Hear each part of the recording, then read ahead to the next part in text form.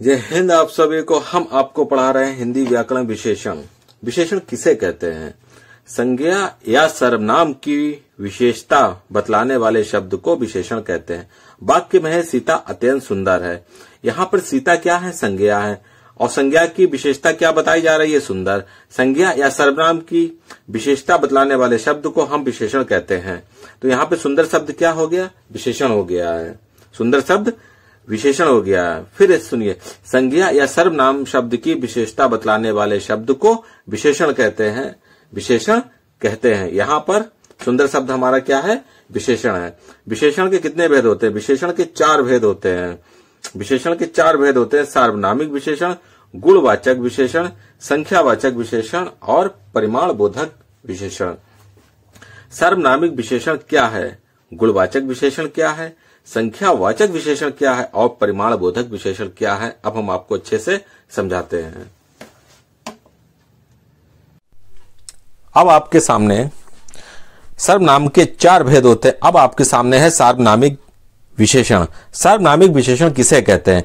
जो सर्वनाम शब्द विशेषण की भांति प्रयुक्त होते हैं, जो सर्वनाम विशेषण की भांति प्रयुक्त होते हैं उसको हम सार्वनामिक विशेषण कहते हैं। सार्वनामिक विशेषण के 2 भेद हैं, मौलिक सार्वनामिक और यौगिक सार्वनामिक। मौलिक सार्वनामिक मतलब मूल सर्वनाम क्या होता है? यह वह कोई, यह वह कोई संज्ञा के पहले आकर उसकी विशेषता बताते हैं, उसी को मौलिक सार्वनामिक कहते हैं। मौलिक सार्वनामिक किसे कहते हैं? संज्ञा के पहले आकर उसकी विशेषता बताते हैं। इस तरीके से आपका वाक्य होगा, कलम मेरा है, उसमें यह कलम मेरा है। यहां पे हमारा मौलिक सर्वनामिक क्या है? यह। किताब फटी है, वह क्या है? यहां पे मौलिक सर्वनामिक विशेषण है। लड़की रो रही है, अब यहां पे कोई क्या है? मौलिक सर्वनामिक विशेषण है। अब आता है आपका यौगिक सर्वनामिक विशेषण। देखिए इसको।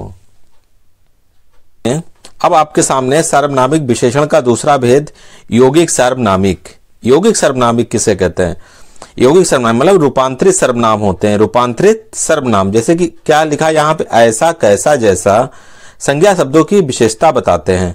रूपांतरित सर्वनाम का मतलब जो वाक्य के अनुसार सर्वनाम बनाए जाएं। मैंने वाक्य लड़का नहीं देखा, अब यहाँ पर क्या हमने लगा? यौगिक सर्वनाम है ऐसा, लड़का नहीं देखा।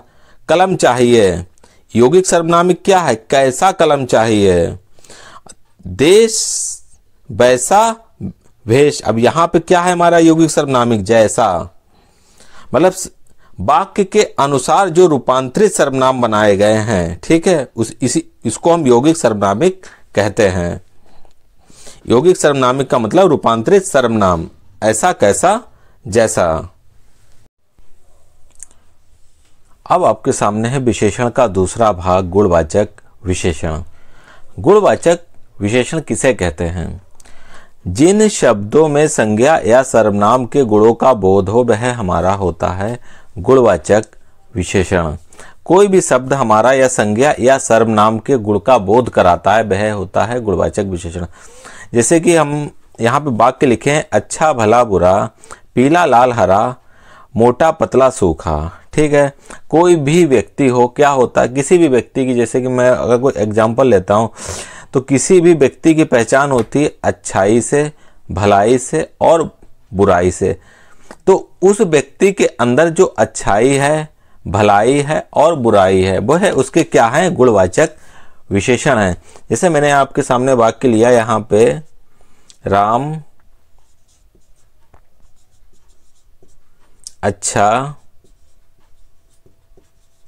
अच्छा लड़का है। तो यहां पर जो अच्छा है वह क्या है? गुणवाचक विशेषण है। परिभाषा क्या है? संज्ञा या सर्वनाम के गुणों का बोध हो।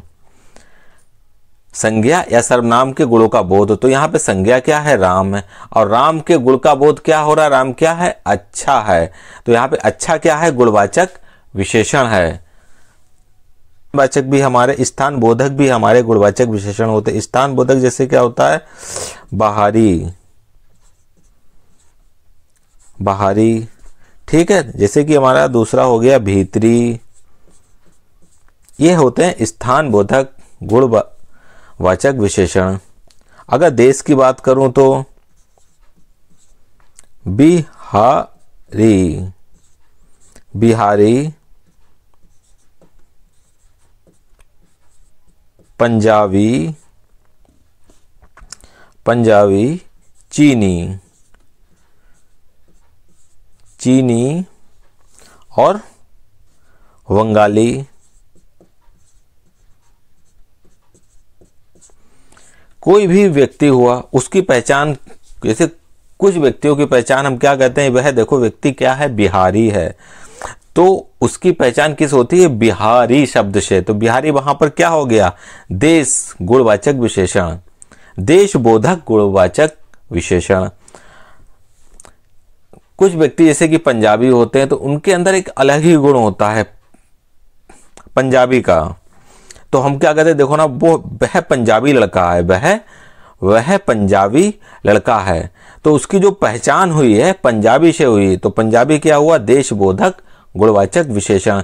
इसमें हमारे पंजाबी, चीनी, बंगाली इस तरीके से शब्द भी हमारे गुणवाचक विशेषण में आते हैं। जैसे कि हमारा काल भी आता है,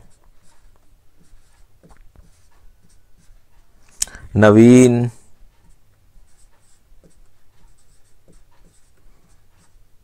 प्राचीन, गत, दिशा,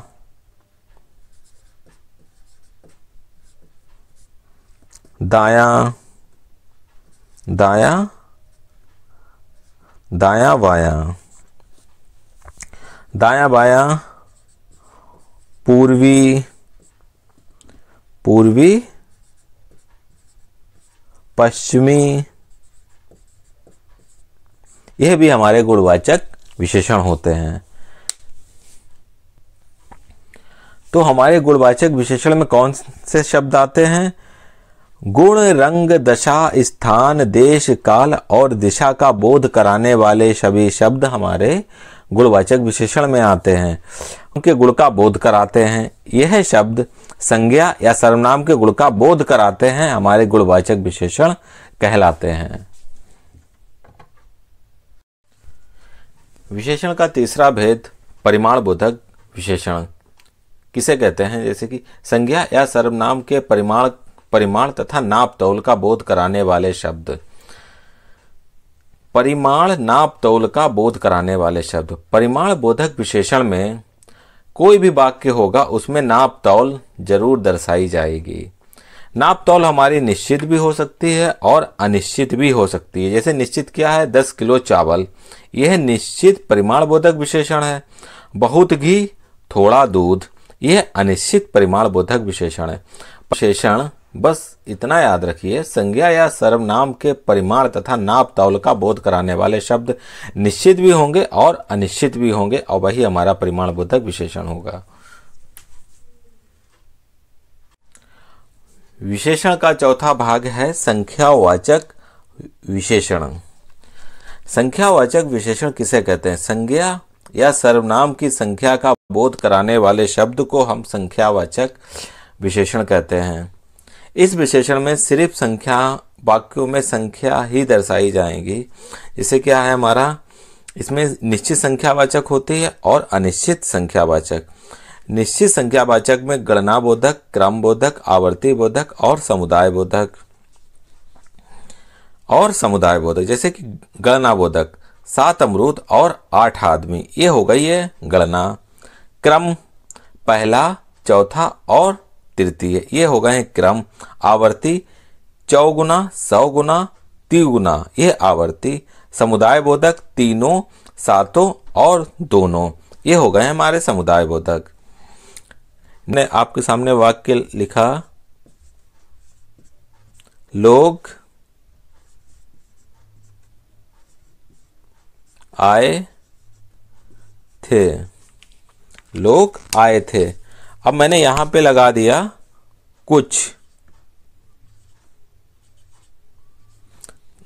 कुछ लोग आए थे, तो ये जो कुछ है वह हमारा अनिश्चित संख्यावाचक विशेषण है। तो यहां पे कुछ क्या है, अनिश्चित संख्यावाचक वाक्य है। जैसे मैंने वाक्य यहां पे लिखा, समाप्त हो गया। यहां पे मैंने लिख दिया सब कुछ। तो यहां पे ये जो सब कुछ क्या है, अनिश्चित संख्यावाचक विशेषण है। मैंने आपको बताया ये संख्याओं पर आधारित है। हर वाक्य में कहीं ना कहीं संख्याओं को दर्शाया जरूर जाएगा। संख्याएं निश्चित होंगी और अनिश्चित होंगी।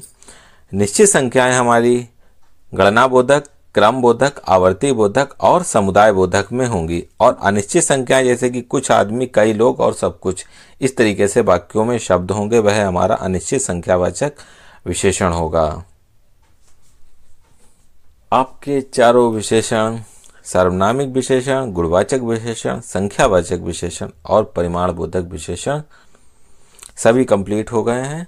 बस अब आप इनको प्रैक्टिस कर लीजिए अच्छे से, बुक्स में भी कीजिए जाके अच्छे से। ठीक है, धन्यवाद।